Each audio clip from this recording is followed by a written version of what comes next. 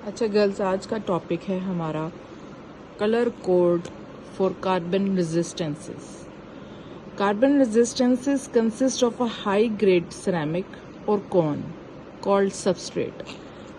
ये जो आपको एक फिगर नज़र आ रही है, इसके अंदर ये जो आपको एक कोन शेप नज़र आ रही है, इसको वो कह रहा है कि this is made up of high grade ceramic.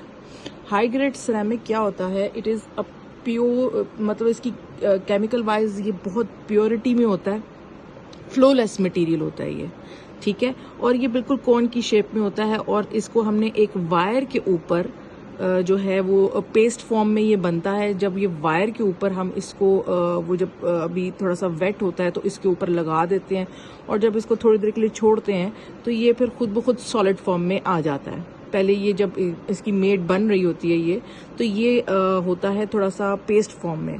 उसके बाद जब हम इसको एक कनेक्टिंग वायर के साथ के ऊपर लगा देते हैं, ये बहुत छोटी सी एक डिवाइस होती है, ठीक है। हम इसको जब इसके ऊपर लगा देते हैं तो थोड़ी देर के बाद जब इसको हम ड्राई करते हैं तो ये एक सॉलिड फॉर्म में आ जाता है।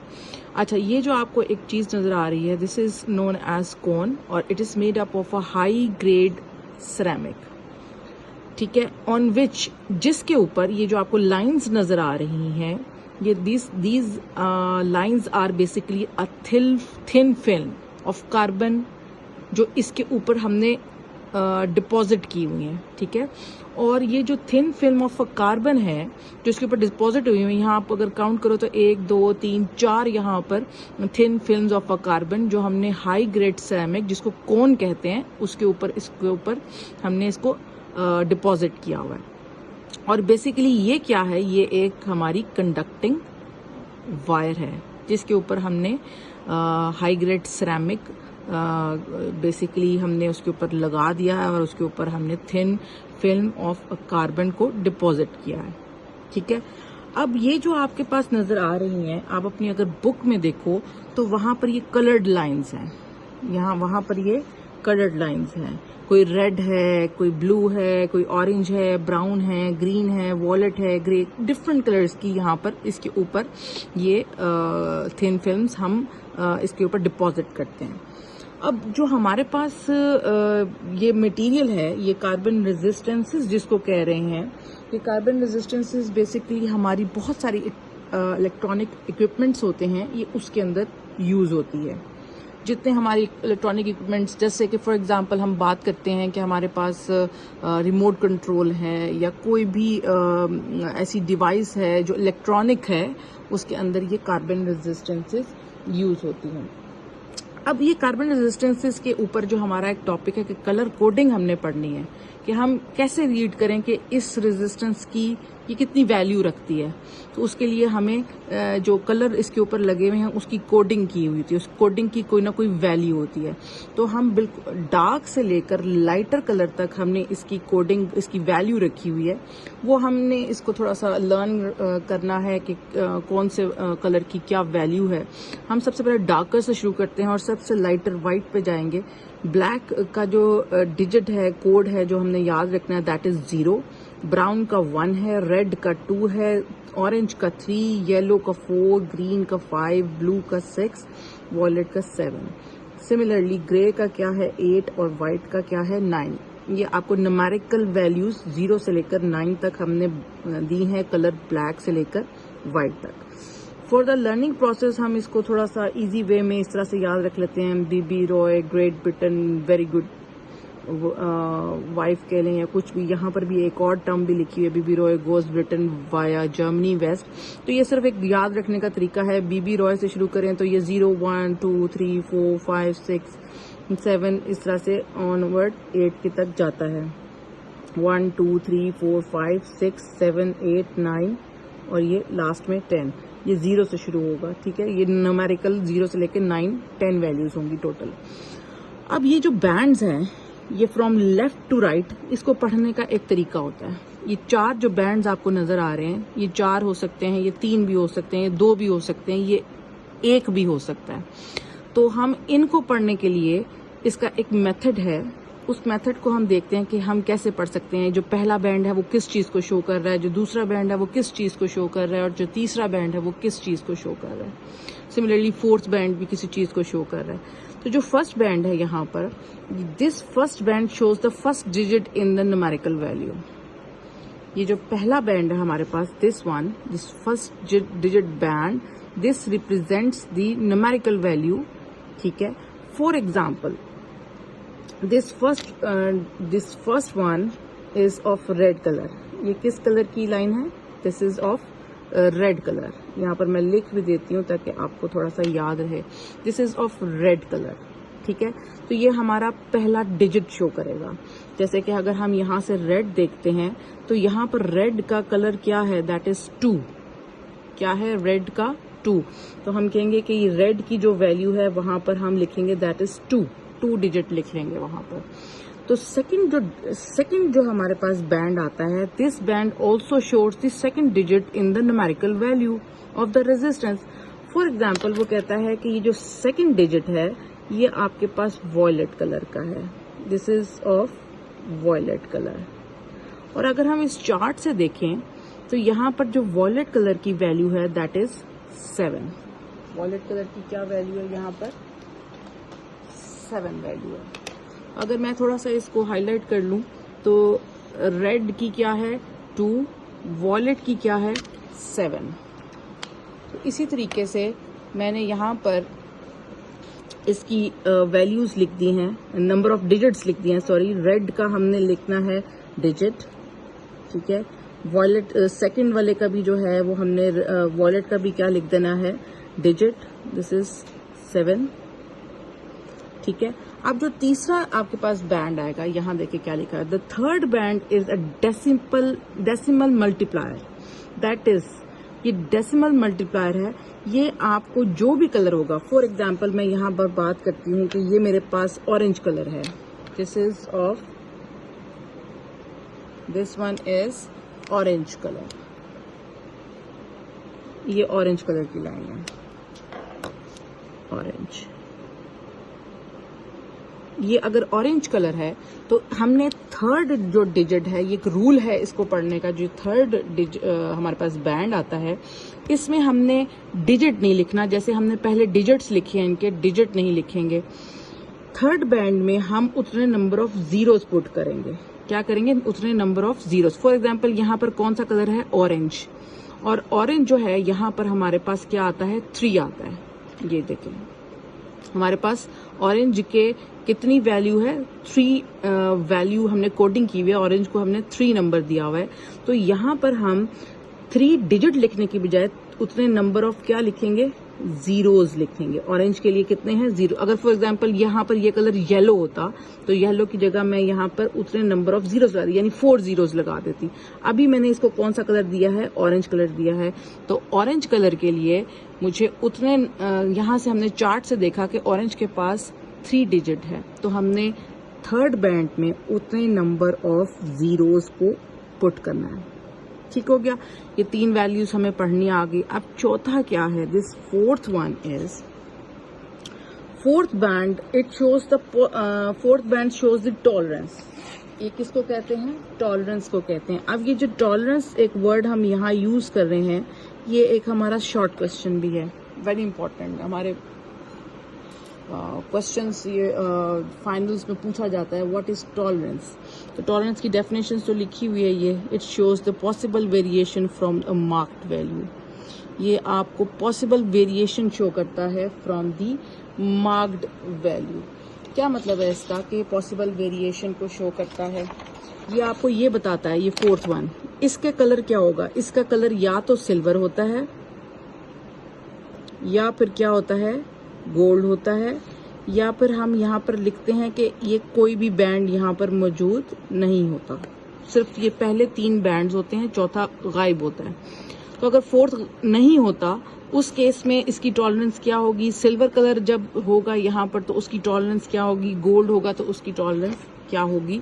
वो हम यहाँ पर इसकी भी एक इंडिकेशंस दी हुई है कि अगर ये कलर होगा तो हमें पता चल जाएगा कि कौन सा टॉलरेंस की ये कार्बन रेजिस्टेंसेस हमारे पास मौजूद है। अगर सिल्वर कलर का बैंड होगा ये वाला, फोर्थ बैंड जो है, ये फोर्थ बैंड ये टॉलरेंस को शो करता है। और टॉलरेंस का मतलब है कि हमारे पास जो मार्क्ड वैल्यू है वहां से उसकी वेरिएशन कितनी बनती है। ठीक है, अगर सिल्वर कलर का बैंड है तो इसका मतलब है कि +10% उस वैल्यू से वो ऊपर भी जा सकती है उसकी रेजिस्टेंस और मार्क्ड वैल्यू से, और -10% भी हो सकती है, यानी उस मार्क्ड वैल्यू से इसकी वैल्यू -10% कम भी हो सकती है। अगर ये कौन सा बैंड है? सिल्वर बैंड है। और अगर ये गोल्ड बैंड है, लास्ट फोर्थ बैंड अगर गोल्ड बैंड है तो इसका मतलब ये है कि +-5% है। इसका मतलब है मार्क्ड वैल्यू से वो +5% ऊपर भी जा सकती है उसकी वैल्यू, और उस मार्क्ड वैल्यू से -5% नीचे भी आ सकती है। तो इसकी एक क्या कह सकते हैं, एक मिनिमम और मैक्सिमम वैल्यू के दरमियान वो लाई करती होगी उसकी एग्जैक्ट वैल्यू। और अगर fourth band, we have no fourth band, fourth band है ही नहीं, जिसको यहाँ लिखा है नो फोर्थ बैंड, तो इसका मतलब है जो टॉलरेंस है दैट इज, जो वेरिएशन अब आएगी वो +20% और -20% तक वेरी कर सकती है मार्क्ड वैल्यू से। तो इसका मतलब ये है कि लेट अस सपोज हम ये जो एग्जांपल ले रहे थे इसी को सॉल्व करते हैं। मैं कहती हूँ कि इस वक्त ये जो टॉलरेंस है, इस वक्त ये टॉलरेंस कौन सा बैंड है? ये सिल्वर बैंड है। ठीक है, ये कौन सा बैंड है? सिल्वर बैंड है। अब हम इसको यहाँ पर सॉल्व करते हैं कि अगर तो ये सिल्वर बैंड है तो इसकी जो वैल्यू है कार्बन रेजिस्टेंस को हम कैसे पढ़ेंगे? वो हम ऐसे पढ़ेंगे कि ये 27,000 ओम हमने वैल्यू इसकी निकाल ली है। 27,000 यानी फर्स्ट वाले का आपने लिखा है ये 2 और सेकंड वाले का डिजिट लिखा है 7 और ये लास्ट में जो 3 है उतने नंबर ऑफ जीरोस आपने लिख लिए हैं। उसके बाद जो सिल्वर है इसका मतलब है कि आपने इस वैल्यू में एक दफा प्लस करना है और एक दफा आपने माइनस करना है। किसको? 10% को। एक दफा 10% ऐड करना है और एक दफा 10% माइनस करना है, तो आपके पास उसकी वैल्यू आ जाएगी। तो ये बैंड है, ये सिल्वर भी हो सकता है, ये गोल्ड भी हो सकता है। ठीक हो गया। अब आप कैलकुलेटेड वैल्यू में से 10% निकालती हैं 2700 का, तो ये हमें इस चीज का पता है अच्छी तरीके say that the value of 27,000 का जो 10% होता है उसकी क्या वैल्यू होती है? That is 2700। 27,000 को अगर हम उसका 10% निकालें तो इट बिकम्स 2700। It becomes 2700। इसका मतलब ये है कि एक दफा आप 27,000 में प्लस करेंगे 2700 को, ठीक है, और एक दफा 27,000 में से माइनस करेंगे 2700 को। तो जब एक दफा आपने प्लस किया है तो उसकी वैल्यू आपके पास कुछ आ जाएगी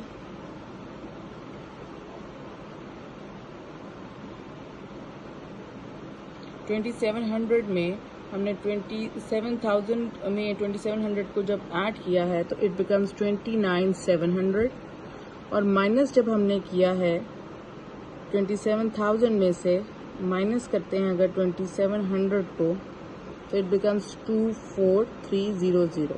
इसका मतलब अगर हम रेंज देखें तो ये मिनिमम वैल्यू है और ये मैक्सिमम वैल्यू है और ये मार्क्ड वैल्यू है। तो हम कहेंगे कि जो रेंज बनती है 24,300 से लेकर 29,700 तक इसकी वैल्यू जो है वो क्या कर सकती है, वेरी कर सकती है। और इसके साथ हम यूनिट लगाएंगे ओहम, क्योंकि ये रेजिस्टेंस की वैल्यू है, क्योंकि हम कार्बन रेजिस्टेंस की वैल्यू फाइंड आउट कर रहे हैं। तो ये रेजिस्टेंस की वैल्यू है और ये वेरी करती है फ्रॉम 24,300 से लेकर 29,700 ओहम तक, जबकि मार्क्ड वैल्यू क्या थी 27,000। और प्लस माइनस 10% का मतलब ये है कि हमने इसके अंदर एक दफ़ा प्लस 10% ऐड किया और एक दफ़ा माइनस किया। तो 27,000 का जो 10% होता है दैट इज़ 2700, ठीक है। और एक दफ़ा 2700 को प्लस करेंगे और एक दफ़ा उसको क्या किया है, माइनस किया है, तो आपके पास ये वैल्यू आ गई, ये वेरिएशन है। ठीक है, इसी तरीके से आपका जो एक होमवर्क है जो मैं आपको यहाँ दे रही हूँ और आप वो मुझे कल सॉल्व करके भी सेंड करेंगे, that is the short question number 13.2, short question number 13.2। ठीक है, इट इज योर होमवर्क, ये आपने खुद घर में सॉल्व करना है 13.2 जो है, और आपने उसको मुझे सेंड करना है 13.2 को।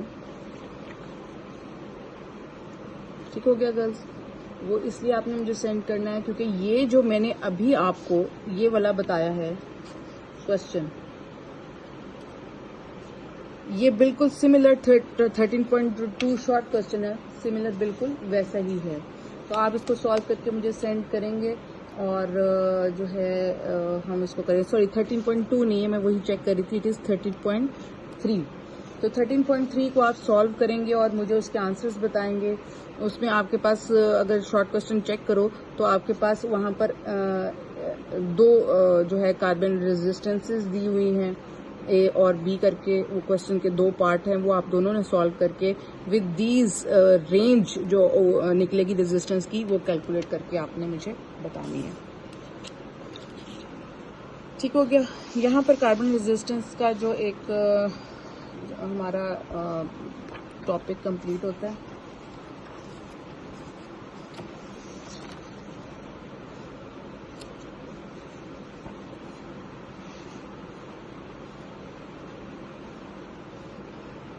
अच्छा जी, next to it is a rheostat.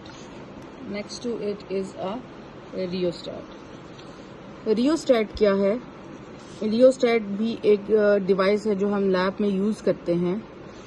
इस पे क्या होता है, it is a wire wounded, ठीक है, वेरिएबल रेजिस्टर कहते हैं, which is use to vary current in a circuit, जिसकी मदद से हम करंट को क्या कर सकते हैं, वेरी कर सकते हैं। ये आपके पास रियोस्टेट की शेप होती है, शक्ल होती है।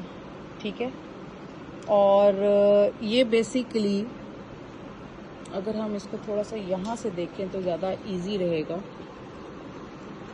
ये देखें, ये रियोस्टेट है। ठीक है, it is a wire bounded variable resistance. ये जो आपको इसके ऊपर एक नज़र आ रहा है सिलेंड्रिकल शेप का, ठीक है, और इसके ऊपर हमने एक वायर को बाउंड किया हुआ है इन अ स्पाइरल फॉर्म। ठीक है, और वो जो ये वायर है ये किस चीज़ की बनी हुई है? It is made up of a manganin wire. ये किस चीज़ की बनी हुई है? मैंगनीन वायर की। ठीक है, और ये मैंगनीन वायर बेसिकली एलॉय है कॉपर का, आयरन का, मैंगनीज, निकल, इन सब को मिला के हमने एक एलॉय बनाया है, और वो जो एलॉय है उसको हम कहते हैं, this is called the manganin wire. और ये हमने इसको जो बाउंड किया हुआ है जिस सिलेंडर के ऊपर, वो सिलेंडर किस चीज का बना हुआ है? वो इंसुलेटिंग सिलेंडर है, यानी उसका मटेरियल क्या है? इंसुलेटिंग सिलेंडर है। और the ends of the wire are connected to a fixed terminals A and B. इन दोनों की जो वायर, एक स्टार्टिंग है एंड इसका, और एक इसका लास्ट पॉइंट जो है, ये दोनों क्योंकि वायर हमने वाउंड किए हुए, एक उसका स्टार्टिंग होगा पॉइंट, एक उसका लास्ट फिनिशिंग पॉइंट होगा, तो हमने जो स्टार्टिंग पॉइंट है उसको हमने एक फिक्स नोब ए के साथ कनेक्ट कर दिया है, और जो लास्ट एंडिंग पॉइंट है उसको हमने टर्मिनल बी के साथ कनेक्ट कर दिया है। ये दोनों पॉइंट्स जो है, ये A and B, these are called the fixed terminals. A and B are called the fixed terminals.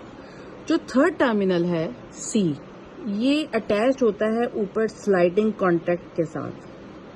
वो हम मूव कर सकते हैं, इस पूरी जो हमारे पास वायर है जो हमने बाउंड किया है, इसके ऊपर स्लाइड हो सकता है from this end to this end. तो ये जो सी कनेक्शन है जो यहाँ से हम करेंगे और हम इसको मूव करेंगे, इस कनेक्शन को स्लाइड करेंगे इस रियोस्टैट के ऊपर, तो इस हम कॉन्टैक्ट को, जो थर्ड कॉन्टैक्ट है, उसको कहेंगे this is called the sliding contact. ये जो नीचे वाले हैं ये फिक्स कॉन्टैक्ट्स हैं और जो ऊपर वाला है C, this is called the sliding contact. अच्छा जी, अब ये हम यूज क्यों करते हैं रियोस्टेट? इसको हम दो पर्पजेस के लिए यूज करते हैं। We use this rheostat for two purposes. Number one is as a variable resistor, and the second one is as a potential divider. Okay जी, सो हम इसको इसलिए यूज करेंगे as a variable resistor and as a potential divider.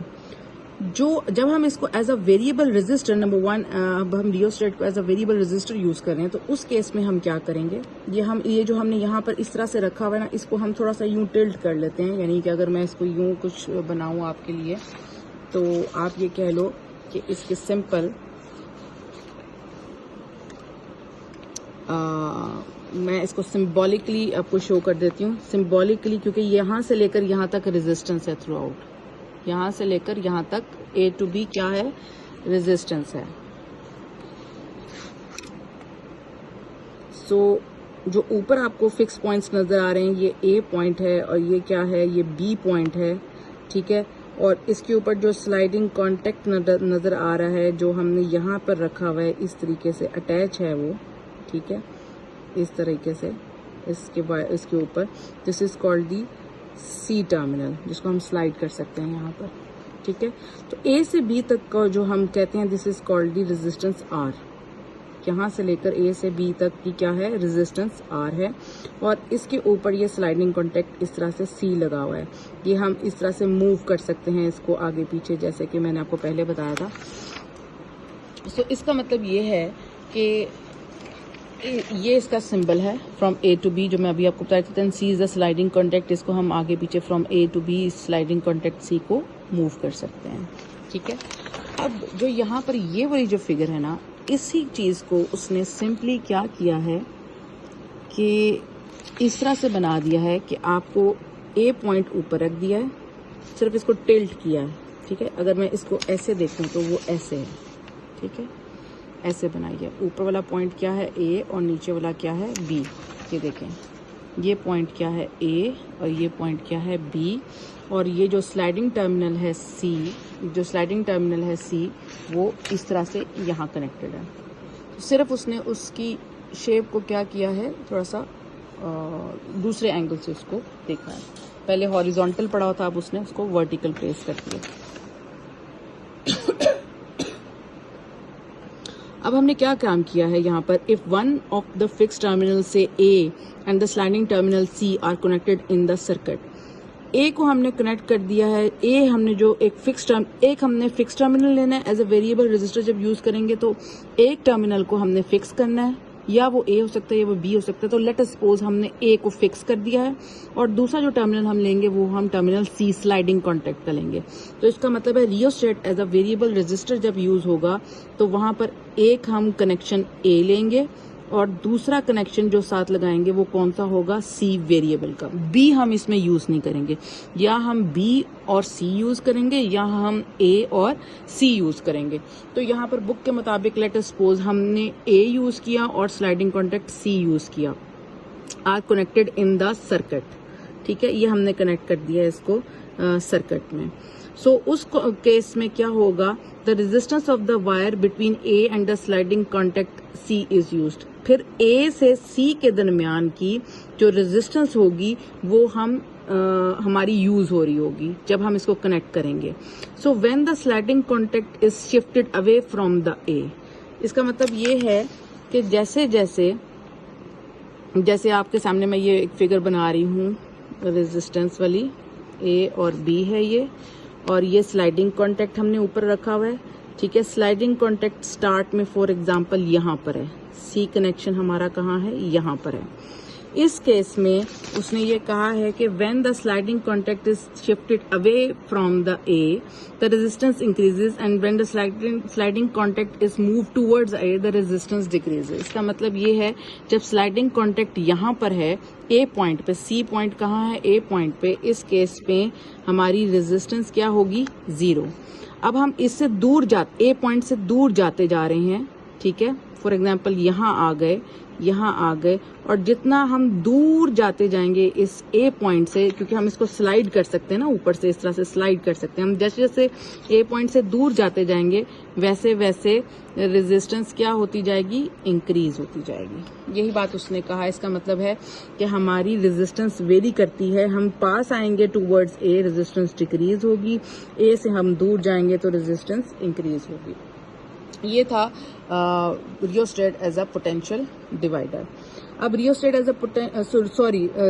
As a variable resistor. अब हम पढ़ने लगे हैं rheostat as a potential divider. इस केस में क्या होगा, हम ये कहते हैं if the potential difference V is applied across the two fixed terminals A and B। अब हमने इस तरह से इसको रखा है, ये फिगर है एज अ रियोस्टेट के लिए, ये हम इसके लिए पढ़ेंगे ये। अब हमने क्या किया, दो फिक्स टर्मिनल्स हैं, ए टर्मिनल को हमने बैटरी के पॉजिटिव के साथ कनेक्ट कर दिया, इसका मतलब है ये हमारा हाई पोटेंशियल टर्मिनल है, और बी को हमने नेगेटिव ऑफ अ बैटरी के साथ कनेक्ट कर दिया, इसका मतलब है ये हमारा कौन सा टर्मिनल है, लो टर्मिनल है, और ये हमारा हाई टर्मिनल है, ठीक है। सो जब हमने बैटरी कनेक्ट कर देते हैं तो इसका मतलब है इस वाले सर्किट से जो है करंट फ्लो करेगा। पोटेंशियल जो हमने दिया हुआ है वो है V वोल्ट्स, ठीक है। जो इस पूरे के पूरे हमारी रियोस्टेट की जो रेजिस्टेंस है वो कितनी है, R, और इस पूरे सर्किट से जो करंट फ्लो करेगा वो होगा I is equal to V/R, ठीक हो गया। अब हमने क्या करना है, the potential difference between the points B and C of the wire BC is so called. अब हम यहाँ क्या करेंगे, इस पॉइंट से हम आहिस्ता आहिस्ता जब इस स्लाइडिंग कॉन्टेक्ट को B से यानी नेगेटिव टर्मिनल से दूर लेके जाते जाएंगे, ठीक है। इसका मतलब ये है कि इस पॉइंट पे बेटा रेजिस्टेंस क्या है, दैट इज इक्वल टू 0, और इस पॉइंट पे जो रेजिस्टेंस है वो क्या है, मैक्सिमम। इस पॉइंट पे रेजिस्टेंस क्या है, 0, यानी कि मिनिमम है, ठीक है। जब आपने यहां से लेकर ये पॉइंट कौन सा है, इसको हम पॉइंट कह रहे हैं, that is the B point, ठीक है। और ये जो पॉइंट है इसको हम कहेंगे सी पॉइंट। जब हम स्लाइडिंग कॉन्टेक्ट को यहाँ से दूर लेके जाएंगे, यानी बी से अवे लेके जाएंगे स्लाइडिंग कॉन्टेक्ट को, फॉर एग्जांपल यहाँ जाके रोका है, तो ये सी पॉइंट है और ये बी पॉइंट है। यहाँ का जो पोटेंशियल डिफरेंस होगा उसको हम कहेंगे that is called potential between B and C, which is called VBC। और सीरीज में जब करंट फ्लो कर रहा होता है तो हमें पता है कि वो करंट क्या रहता है, वो करंट क्या रहता है, कांस्टेंट, करंट में चेंज नहीं आता, वो I ही होगा। और potential difference between this point two this point कितना होगा, वो VBC होगा। और इस टाइम पे जो रेजिस्टेंस है वो यूज हो रही होगी कोई भी एक जनरल वैल्यू स्मॉल r, ठीक है। इस वक्त R की वैल्यू क्या है, पॉइंट B पे R की वैल्यू है मिनिमम, दैट इज 0। फिर आहिस्ता आहिस्ता जब बढ़ाएंगे, फॉर एग्जांपल यहाँ से लेकर यहाँ तक की जो मैक्सिमम वैल्यू थी रेजिस्टेंस की वो है 10 ओम, ठीक है। तो यहाँ से इंक्रीज करेंगे, ये 1 ओम हो जाएगी, ये 2 ओम हो जाएगी, 3, 4, 5, 6, 7, 8, 9, 10। लेकिन जब हम फॉर एग्जांपल हमने वो जो अपना स्लाइडिंग कॉन्टेक्ट को जब 0 से ऊपर लेके जा रहे हैं और इस पॉइंट पर आए हैं, तो हम कहते हैं कि उस वक्त R, कैपिटल R, मैक्सिमम तो रेजिस्टेंस की वैल्यू नहीं थी, कोई भी एक जनरल वैल्यू थी जिसको हमने किससे डिनोट कर दिया, स्मॉल r से। तो इस पॉइंट पर, यहाँ पर जहां पर हमारा स्लाइडिंग कॉन्टेक्ट है, इस पॉइंट पर रेजिस्टेंस की वैल्यू क्या होगी, स्मॉल r। तो अब हम पोटेंशियल निकालते हैं, तो हम यहाँ देखते हैं कि the potential difference between point B and C is denoted by VBC, which is equal to, जो कि ओम्स लॉ हम अप्लाई करते हैं यहाँ पर, VBC is equal to I into R। Small r क्यों लिखा है, क्योंकि यहाँ इस पॉइंट पर रेजिस्टेंस कितनी यूज हुई है, R। जब आप इसको पूरा यहाँ पर लेके जाओगे तो डेफिनेटली स्मॉल r की बजाय क्या लिखोगे, कैपिटल R, क्योंकि मैक्सिमम रेजिस्टेंस यूज हो रही है। Where R is the resistance of the portion BC of the wire, जैसे मैंने अभी आपको बताया। अब आप इस I के अंदर ये वाली I की वैल्यू को क्या कर दें, सब्स्टिट्यूट करो, तो आपके पास ये वाली वैल्यू आएगी, VBC is equal to V/R into small r। अब ये स्मॉल r मैंने आपको बता दी, वो रेजिस्टेंस है, ठीक है। और next to it is VBC, उसने वो थोड़ी सी रीअरेंज कर दिया है, small r over capital R into V लिख दिया है। Thus the potential can be varied from 0 to V volts। Potential vary करता है from 0 to very volts which depends upon the position of the sliding contact. वो ये कह रहा है कि जो पोटेंशियल है from B point to A point vary कर रहा है और डिपेंड किसके ऊपर कर रहा है, दिस स्लाइडिंग कॉन्टैक्ट के ऊपर। जब आप इस पॉइंट पर हैं तो रेजिस्टेंस 0 है तो पोटेंशियल क्या होगा, 0। अब जैसे जैसे रेजिस्टेंस बढ़ाते जाएंगे वैसे वैसे पोटेंशियल इंक्रीज करता जाएगा। इसकी वैल्यू, इसकी एक एग्जांपल मैं आपको इस वाले फॉर्मूला से सॉल्व करके देती हूँ। इससे ये हमने इक्वेशन अभी बनाई है, तो हमने लिखा था VBC इज इक्वल टू, तो हमने क्या बनाई थी, that is V over R into R। इसको रीअरेंज किया तो VBC is equal to small r over capital R into क्या बन गया, V। जब R मिनिमम है, ठीक है, जब R मिनिमम है यानी R की वैल्यू इस पॉइंट पर, यहाँ देखें इस पॉइंट पर R की वैल्यू क्या है, 0 है, तो हम R, यहाँ पर मैं थोड़ी सी हेडिंग लिख देती हूँ, for zero potential R is equal to 0 इस पॉइंट पर, दिस पॉइंट। अब ये वैल्यू आप ऊपर वाली इक्वेशन में क्या कर दें, सब्स्टिट्यूट। ये कुछ बुक्स और नोट्स में सॉल्व नहीं हुआ होगा, मैं यहाँ आपको वीडियो पे दे रही हूँ तो आप इसको अपनी नोटबुक में नोट कर लीजिएगा। जब R इज इक्वल टू 0 है 0 वोल्ट्स पर, तो VBC की जो वैल्यू है, लेट अस सपोज हम इसको कह देते हैं कि ये स्टार वाली इक्वेशन में मैं इसको सब्स्टिट्यूट करने लगी हूँ ये value R is equal to 0 को। सो उस केस में VBC की वैल्यू क्या हो जाएगी, 0 ओवर R इंटू V, तो VBC क्या हो जाएगा, 0 वोल्ट्स। इसका मतलब ये है कि ये वो पॉइंट है जहां पर कौन सा पोटेंशियल है, this is the point where potential is 0 potential, ठीक है। और जब हम इससे नेक्स्ट पे बात करते हैं कि फॉर मैक्सिमम पोटेंशियल,